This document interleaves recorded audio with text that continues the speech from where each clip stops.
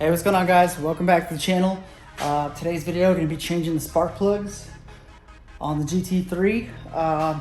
Having some misfires up in the high RPMs. So first thing we're going to do is change the spark plugs, and then we're going to go ahead and test it out, see if it works, clear the codes, all that stuff. If it doesn't work, then it's going to go to the dealership. And if you guys aren't familiar with the 991.1 motors, they had issues with some of them catching on fire, and also some of them having misfires at high RPMs.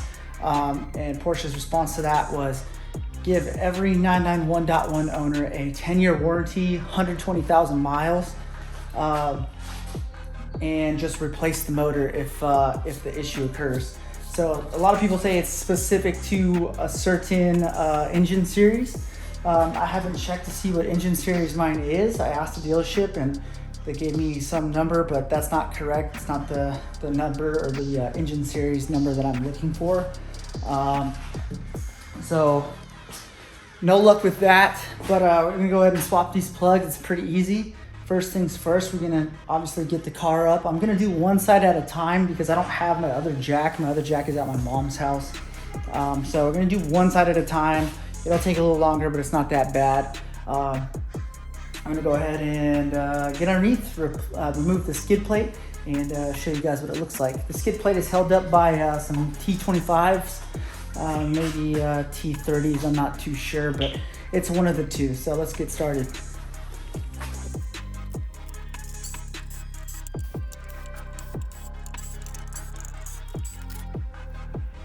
Okay, so I'm on the passenger side of the car.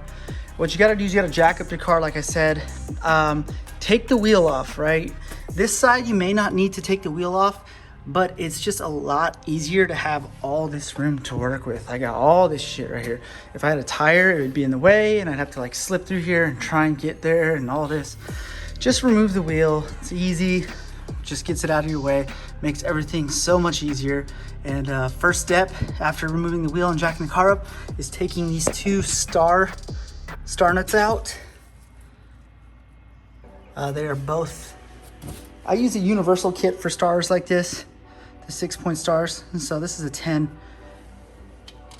Oh, that's too big. It is a 9. Come in here with my trusty electric ratchet.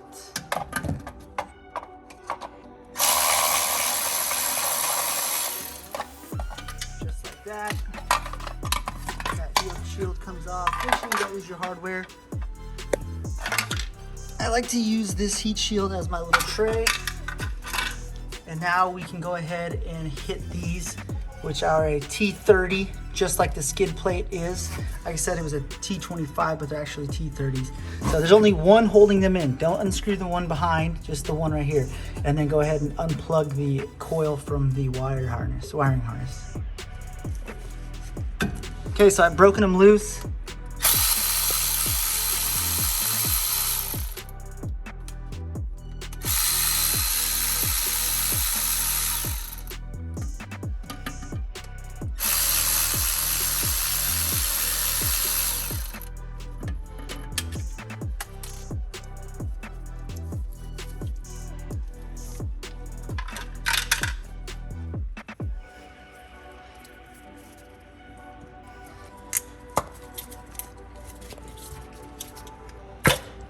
And just like that, they'll all pop out. Pinch the little tab up top, you hear it click, and just pull the coil right out.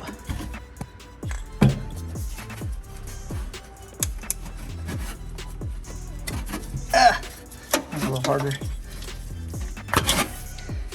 All right, so that's how you do the passenger side. The driver's side is the same thing except for the wheel speed sensor or whatever this is. I don't know exactly what this is. You need to remove all, so this is pretending this is the driver's side. Unclip the harness here. Actually, I'm not even sure you have to do that, but I did it anyways. Disconnect this wiring from this clip right here, this metal clip. So just pull it out and it exposes a 10 mil nut that you can kind of see back there, right here.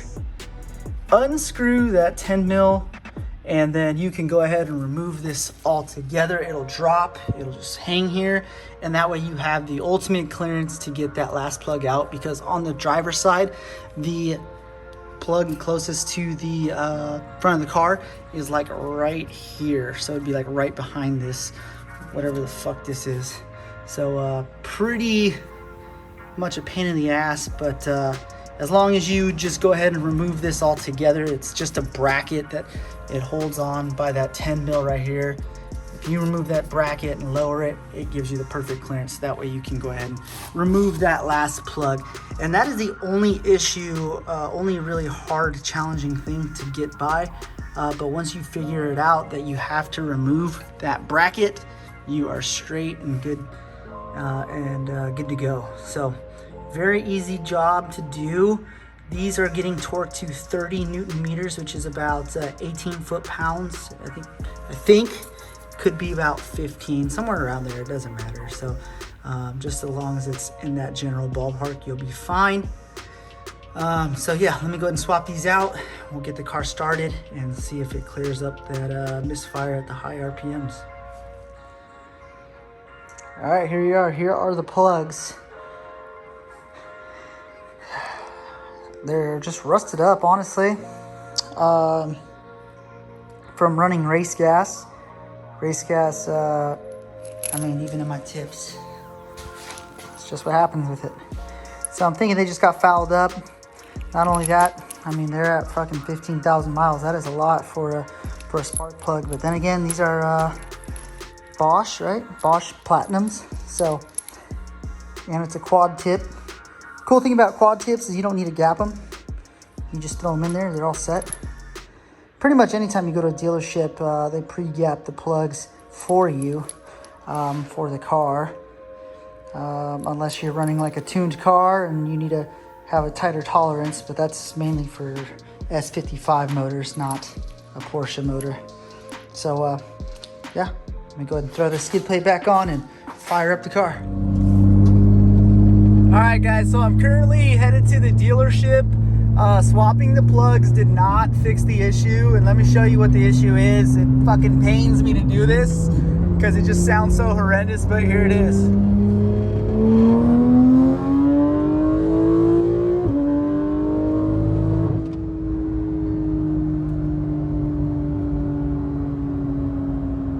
And it just goes straight into limp mode. Yeah, that's it. That is the issue right there. So you saw it in third gear, actually revved out higher than normal. It went to 7,000, over 7,000, I think. But yeah, as soon as it gets more load in a higher gear, it doesn't like it and will kick in just like that. So it's shitty, but Porsche is very good with their customer service and stands behind their product, which is always great when a company does that. They even cover track related shit, so there's no doubt in my mind that they're gonna make this right. I also have a 2-year bumper-to-bumper warranty, CPO, so and then on top of that, these motors are actually covered by Porsche for 10 years or 120,000 miles, whichever comes first. So yeah, hoping that it is a bad motor, so that way I can get the revised motor, which from every Porsche owner that has reached out to me about this says it's fucking bulletproof. So yeah, let's hope for the motor to be replaced. All right, so I dropped off the GT3 at Porsche of San Diego, and I'll have it answered tomorrow. I'm gonna go ahead and make a separate video just going over everything that they found and what the result was and how long it's going to take to fix. I don't know anything. I'm thinking that it's going to be that motor issue that plagues these motors, but I don't know for sure. You know, they could find out tomorrow it's just a bad coil pack and then that'd be it. But I'm not sure. So I will make a separate video. It'll probably be out next week with you know, the results of what they found, what the plan is, and how long everything's gonna take. Other than that, I hope you guys enjoyed the DIY. Clearly, this is a super simple job that really anybody with some basic tools could use. And you'll pretty much find that standard across the board with all these European sports cars. You gotta really think, the dealerships aren't trying to pay their techs hundreds of dollars to be doing spark plugs. They want to make this basic maintenance, these basic maintenance items very simple to do. So, you know, they may charge you a shitload of money, 800 bucks for an oil change, or 800 bucks for brake fluid, or, you know, 1,000 for spark plugs. But at the end of the day, it's super simple, and you can do it yourself in your garage and pocket that money. So, yeah, if you guys found that useful, go ahead and please give me a thumbs up. Other than that, I'm gonna get out of here.